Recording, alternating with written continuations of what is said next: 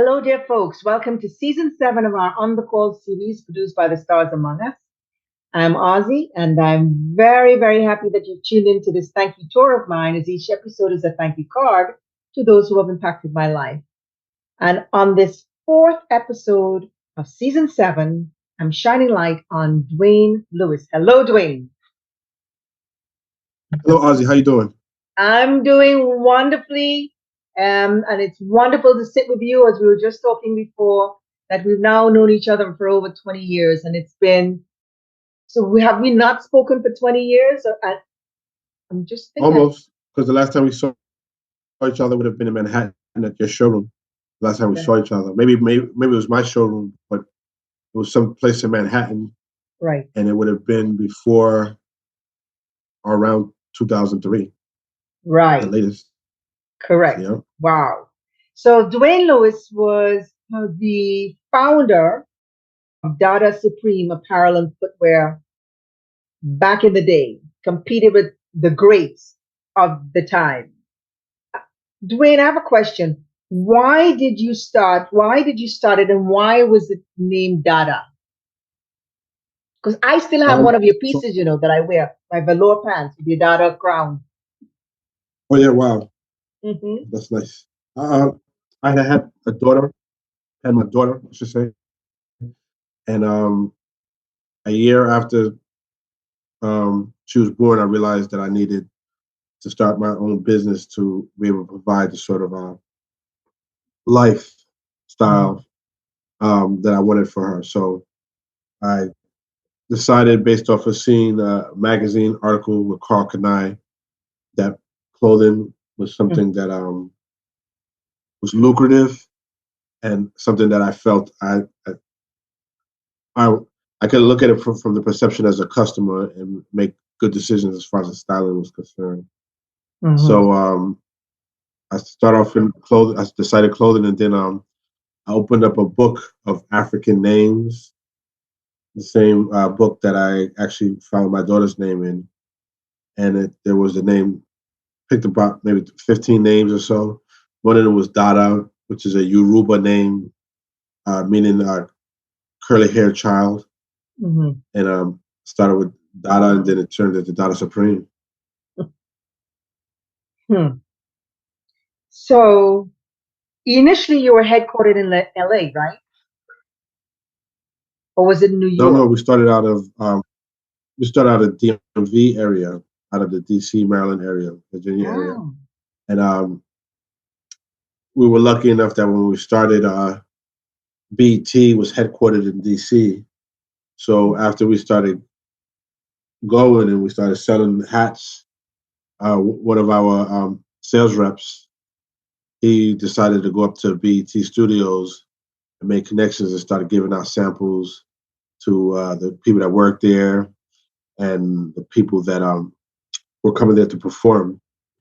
Mm-hmm. And that was our first big hits in regards to marketing. Mm-hmm. Then when the business started to grow, New York being the center of fashion, we had to have offices in New York so that we can be in the center of all the trends and see what's going on, deal with the major retailers. We decided to take a space in the Empire State Building. So we got an office space in the Empire State Building and moved our headquarters to New York. Who would you say at that time was your strongest competitor, or you competed against? When we first started, there were only a handful of urban brands that were out of. At that time, it was Mecca. Fubu was still new. A bit after that came Echo. Mm-hmm. And then a few years after we started, I started noticing quite a few people. Fat Farm was already out when we started. Mm-hmm. But I would say when the first year or so that we started, I remember seeing Mecca. I remember seeing Fat Farm. Then maybe soon after, around that same time, I started seeing Fubu. And then as we grew, a lot of people got into the game. And then when we shifted towards athletic, then our competitors were different. It was and one, mm-hmm. and brands like that. anyone that sold a Foot Locker was our competitor, really. So we were competing for floor space. Yeah. To hear those names said again just brings back so many memories. Yeah. Being in that world at that time was absolutely an experience. It was like a whirlwind, fast moving. Yes, it was. Then with that came like, Definitely. you had magazines like Vibe and all those different magazines back then that were also thriving. Yeah, exactly. When we moved to New York, we were able to have a better relationship with the source, with Vibe, with the record labels. Everyone was in Manhattan at that time. The center of the hip hop culture was in Manhattan. Why did you move more into the basketball and the athletic arena? So I had a marketing guy that went into one of the Foot Locker stores, and they liked the hats, and they gave him the card to one of the hat buyers for Foot Locker. We ended up going up there and having a meeting with him. We got along very well. He placed an order, we shipped it, it sold, and then they continuously reordered the hats, and then they started ordering T-shirts from us. And because we had the space, I have a partner named Lavetta, who she was like, Dwayne, I have connections in China with footwear factories. We can launch a sneaker, and that's how that opportunity came about. We launched a sneaker, and then of course we had to make garments to match the sneakers. Fashion and running type sneakers, and then we got serious about basketball sneakers. Lavetta had signed, remember your patent leather Chris Webber. Yep. Lavetta signed Chris Webber, and we designed a patent leather sneaker for him. He started wearing it on court, and because of that, other players started wearing it, and that was it. We were off to the races. What was the difference with the Spree? There was also a Spree sneaker or something like that, no? Yeah, one of the players we had signed was Latrell Sprewell. At that time, there were these rims that used to spin on cars, on mostly trucks, I should say, SUVs. They call them Sprewells, or Sprees, if I'm correct. And when we signed Latrell, we of course had to put his kind of his brand image on the sneaker. So we went a step further, and we put these little spinning wheels in the heels of the sneaker. So we stepped down, the wheel will spin. Little gimmicky, but people loved it, and the sneaker so well. Were you part of the designing aspect of everything, or was it marketing or the business? Or were your hands in all of it? I was never a designer. I was set the direction. I would oversee most of everything that took place, but I was mostly focused on the direction of the brand. And soon after, a couple of years in, we started signing distribution deals and licensing deals for other territories in Europe and Asia, South America. So I kind of was truly focused on the business as a whole. I couldn't really focus too much. I mean, I saw the designs, and if I didn't like something, I would tell them and we'd change it, what have you. But I definitely was not part of the day-to-day design process. I would tell them what I was interested in doing, or how we should go forward and that sort of stuff, but I definitely wasn't designing anything myself. Is the line still existing overseas, online and whatnot? Where is it now in this? It's still in Asia. We're actually, between you and I, some people have come to us, and we're looking to relaunch next year. Wow! Because a few brands like Avarex. Remember Avarex, Car Canine, all of these guys. Car Canine almost never went anywhere, but Avarex is making a comeback.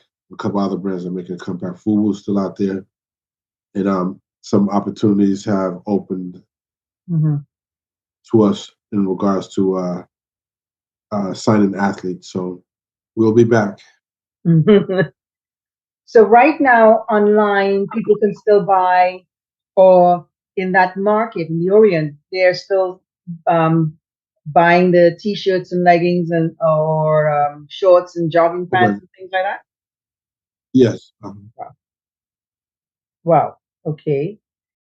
You got involved as well after that with other businesses like a digital business.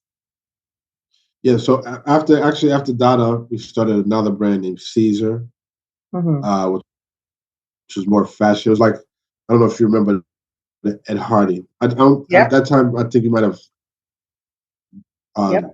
left the city, or we had started a brand that was similar to the other metrosexual brands. It was a metrosexual brand for the urban market, and that took off fairly quickly. Did very well, and we did that for 5 years, and then when the recession had hit, you might not recall, but all the metrosexual brands kind of went kaput. That was because that look of buying $100, $150 t-shirts, $300 jeans just went dead. And so we shifted. I ended up actually closing down the business because I saw that I felt like metrosexual was dead. And I kind of retired, moved to Florida. And I've been to Florida for quite a while. And then my daughter had my grandson, my first grandson. Oh, And like a congrats. year or two after that, thank you. Then a year after that, she had my second one. And then I decided I needed to do something else, start another business that I have grandchildren. You never know, they might want to go and work for grandpa's company. So I started studying technology. And 2019, I think it was, started working on a few projects with the guy that's my present partner. And then in the very end of 2020, we launched Digital Data, where we handle building websites for small and medium-sized companies and handling their online marketing. And also consult with them in regards to their business and how to brand and how to make offers to build their business. How does it feel being in that space as opposed to the clothing arena? It's definitely very different because this is service. Clothing was make a product. The genius in clothing really was making the product and then marketing the product. Now it's offering a service, well, creating a service that people desire and making an offer that the right people can't resist. And then fulfillment of that service, which is a lot more, it's quite complex than this making a product. Because the genius with the product is kind of, you have one good night, come up with some item that people love. Then all you gotta do is figure out how to market it.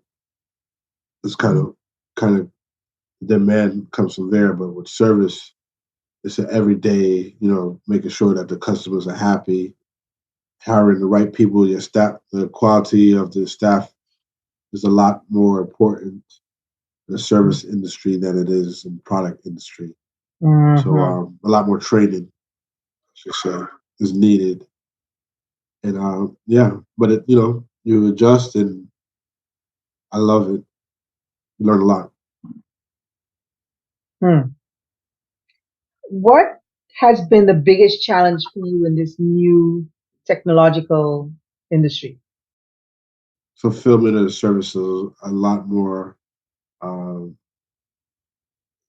important, of course, than it is the shipping of product.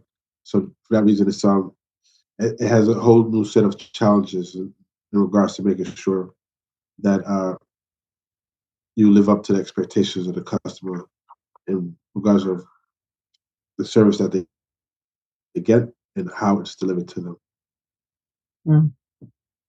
What's the best advice you've been given in your business career, your professional career? Perseverance, keep learning, keep an open mind.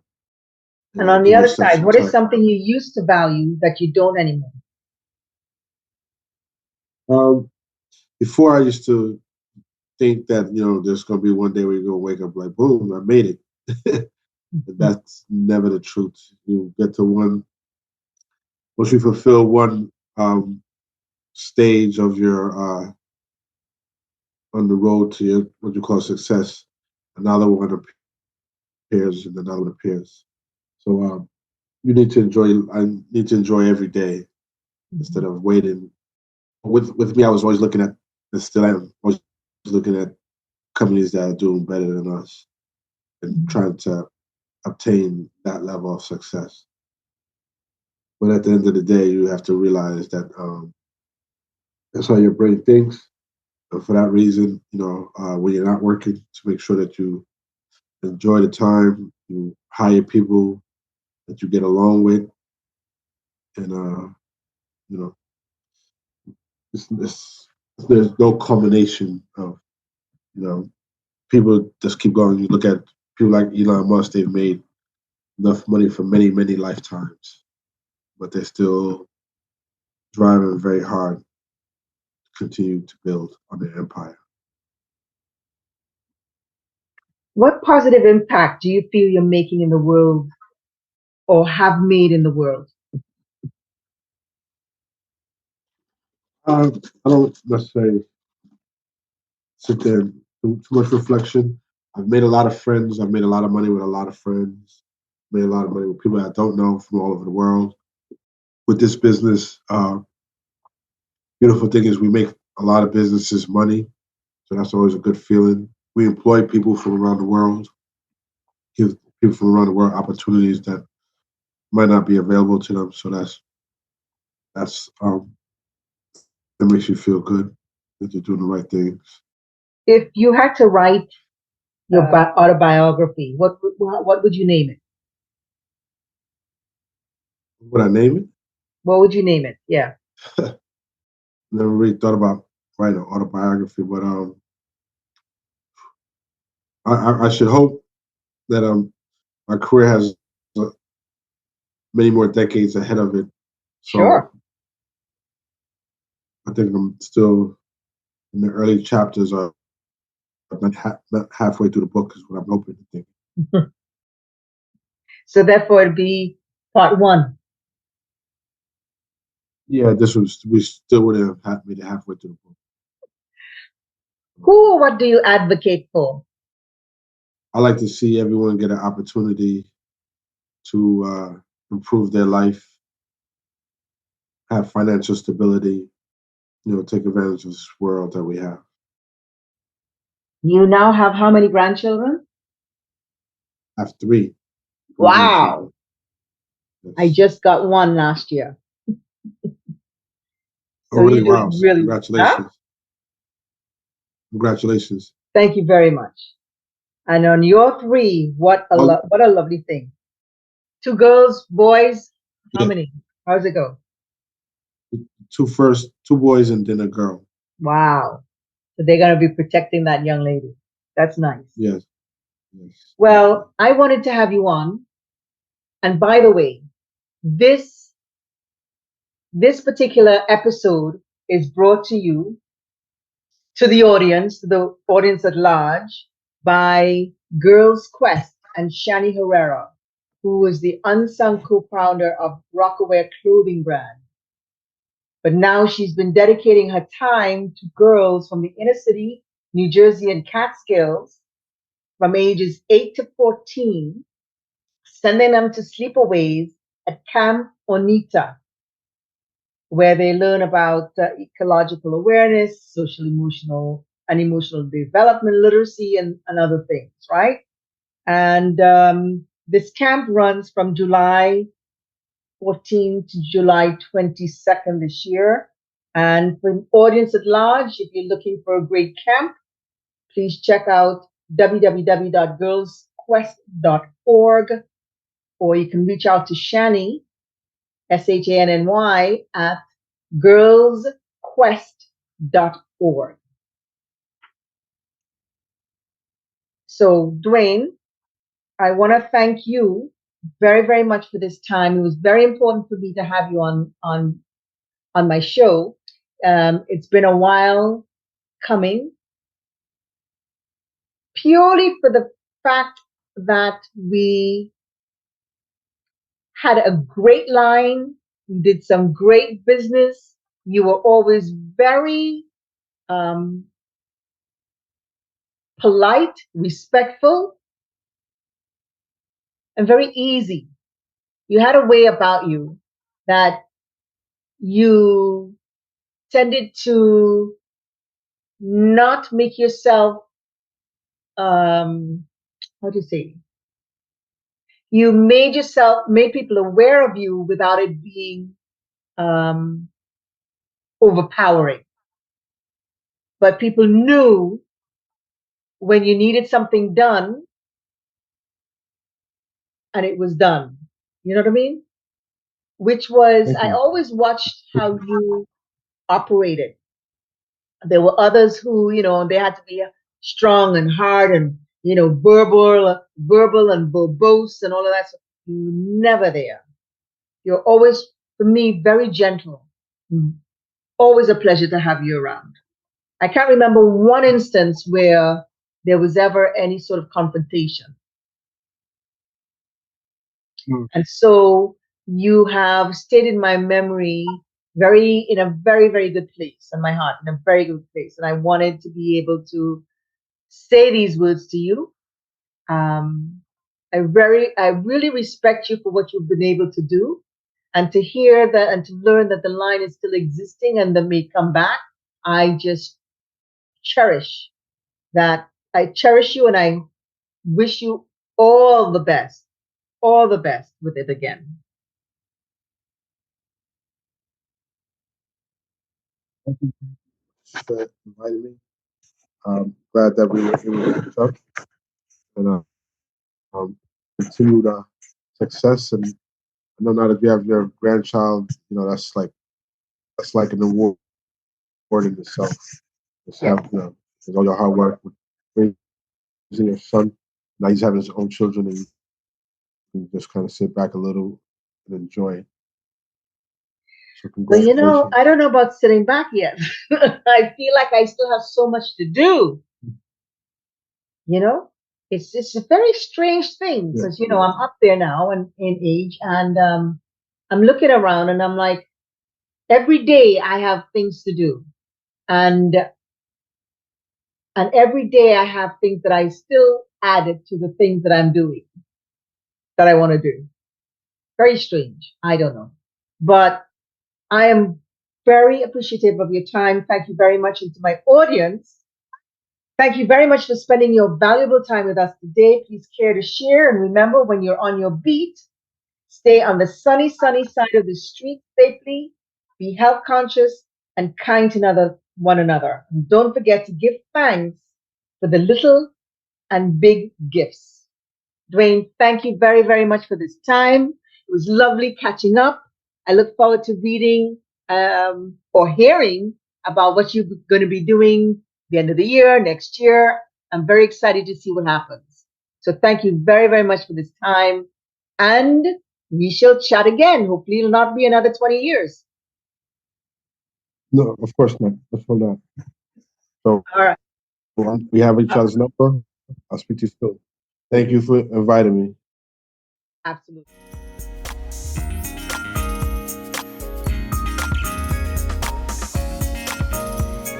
Hey there, supporting us at anchor.fm/Ozzie Stewart. That's ANCHOR.FM/Ozzie Stewart. And don't forget to subscribe on our YouTube channel at Ozzie Stewart. Yep, leave a comment.